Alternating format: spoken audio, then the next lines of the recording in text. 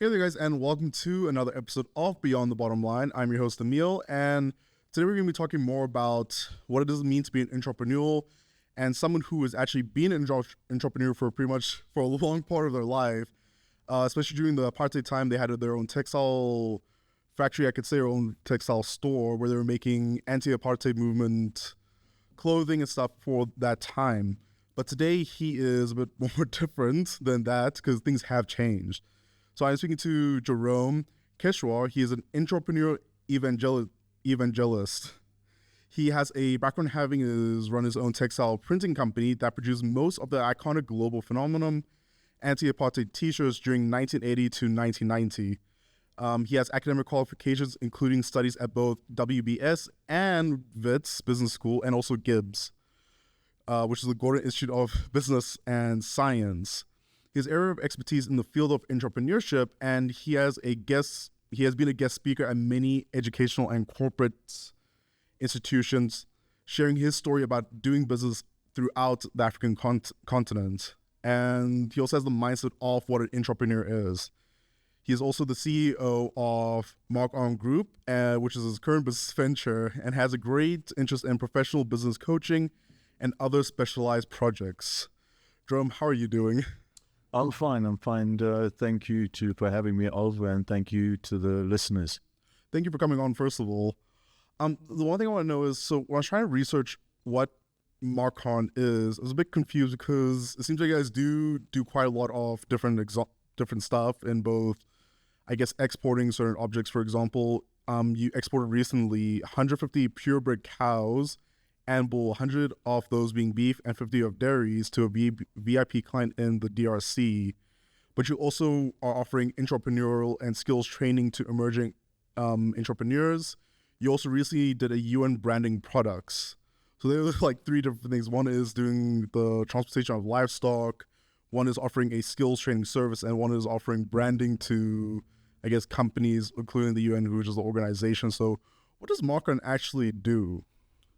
Well, first I have to go back. The branding side of stuff was when I ran a company called Zia Afrika in the mid-80s all the way to the late 90s. And that was all around anti-apartheid T-shirts. And we used T-shirts as the medium in which to bring the message across. So all the stuff those days of Free Mandela, I support the ANC, long live the Tripartite Alliance, that was all done by my factory called MARKON then. And then we worked with the anti-apartheid movements around the world, all the way from the UK to Canada to Australia to Japan. And that was a phenomenal period. And during that period, I also worked with the United Nations. I worked for them and not with them. Oh, okay. That was in Rwanda, that was in Angola, that was in Mozambique.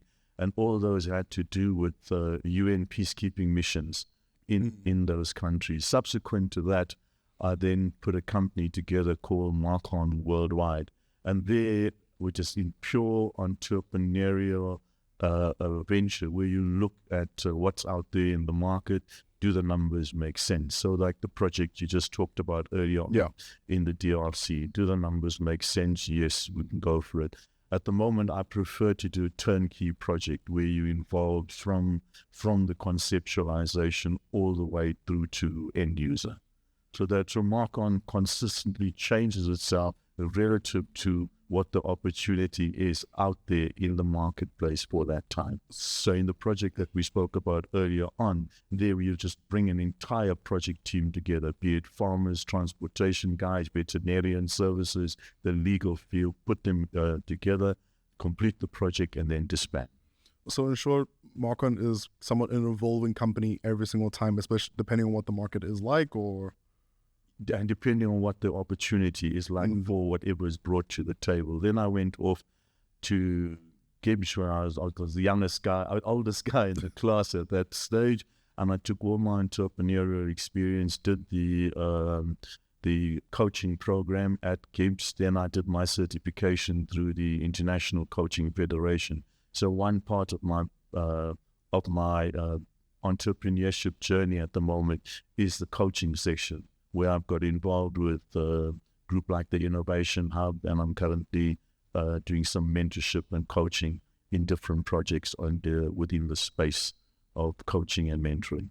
So the one thing I want to know is, when I was also researching you, first of all, it's very, I want to say, challenging to find information about you. It was actually kind of easy because there's so much that you've done already.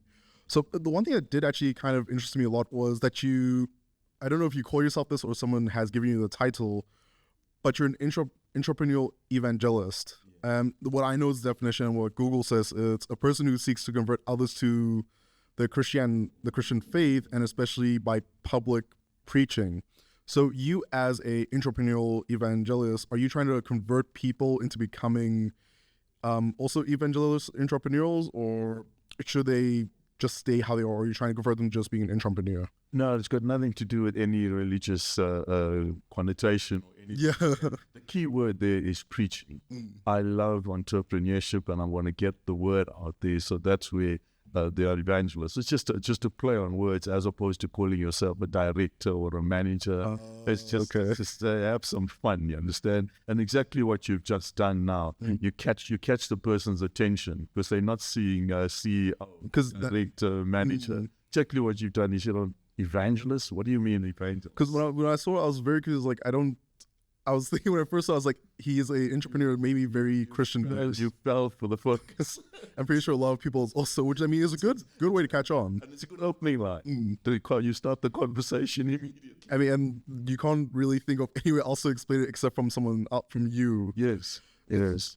So you want to just keep on preaching the idea of entrepreneurship. Just be engaged, and I think I'm at that stage of my life now where you want to give back. Yeah. Where you want to give back to the youth, give back to people in the community, have some sort of voluntary service over the weekends, or where you call in to be a guest speaker, or hey, come and give us a chat for 2 hours of what your journey was about. So I guess like a normal church service is preaching about God, but your service would be about being an entrepreneur. Exactly.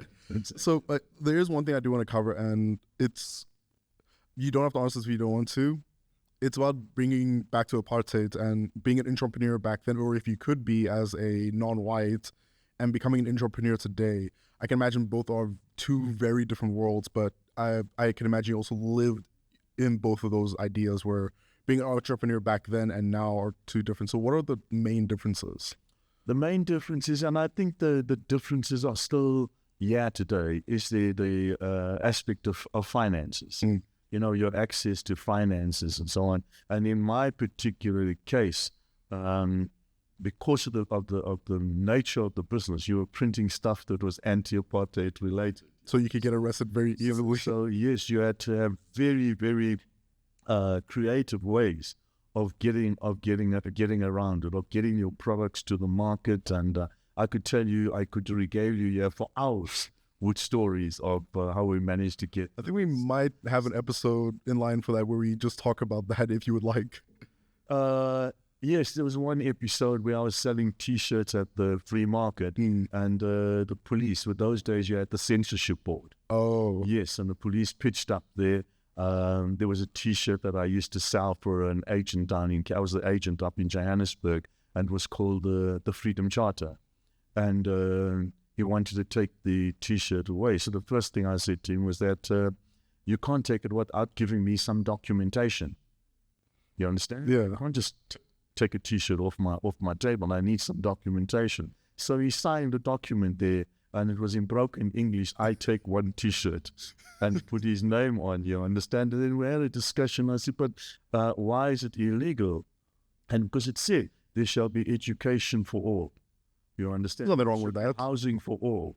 So what's the problem over here? And he was a junior cop, and he said, no, look, I have to take it to my boss, to the censorship board. Well, needless to say, I never got the T-shirt back, and neither did they ban the production of the T-shirt. So it was the fear tactic that was involved. If you succumb to it, then is the fear tactic still used in today's world? I mean, I can imagine in some areas, yeah. There's still some aspects where people are saying, hey, but this was our beliefs, and this is what we fought for, and so on. So where is it? Like, there shall be housing for all, there shall be free education for all. Those are still very, very valid issues. So before we go into my last question, there's something I want to bring back in the previous statement you made. but you'd have to think of creative ways of transporting these shirts and stuff and materials to other places. What was the most creative or fun way of actually transporting these, I guess, clothing? The most creative way? Yeah. Well, those days, what would happen is that you'd sort of buy the T-shirt in one place and pick it up at another. So there was a financial transaction in one place, and there was a delivery through another channel. Oh, yeah. So at no point, if the censorship board, police, or someone dealing law enforcement agents and so on, there was no physical transaction of goods. So in one situation, the financial transaction took place, and via a whole lot of codes and so on, you actually picked your stock up at a third place. So that was one of the ways that. And I'm pretty sure the item in the book was written different from what it actually was. There's it. So there were creative ways of how the product got to. I really wish I could have seen that. I really wish I could see that in person. I guess my last question is, since you pretty much have been an entrepreneur your entire life, from the textile to now having MARKON, what advice do you actually have for those who want to become an entrepreneur, and what challenges are they actually going to face going down those routes? There'll always be challenges. My main thing is that you can have the idea in your mind for the rest of your life, but it comes down to action. It comes down to one word and one word: action. You have to take action on your idea. And once you start to take action, then the pieces will fall into place. Then you'll find out, how do I do this? How do I do the distribution, the marketing, the pricing, the packaging? People will come on board. But if your idea stays with you in your mind, you'll never go through. And then you got to have attitude. You got to have attitude when your family and your friends and that sort of thing are saying, no, it won't work. That's what you drive it. So you have to prove them wrong. You keep driving it. You keep driving it, and you'll go back all the way to the early, the Wright brothers and aeroplanes. I mean, everyone told them they're not going to be able to fly. Henry Ford and the car. Build a V8 block in one piece, and everybody said, you can't do it. You can't do it. And he did it. You've got to ignore the noise. You've got to ignore the noise. Ignore the noise. Ignore the noise, and just continue. I'm busy reading Jeff Bezos' book at the moment on Amazon.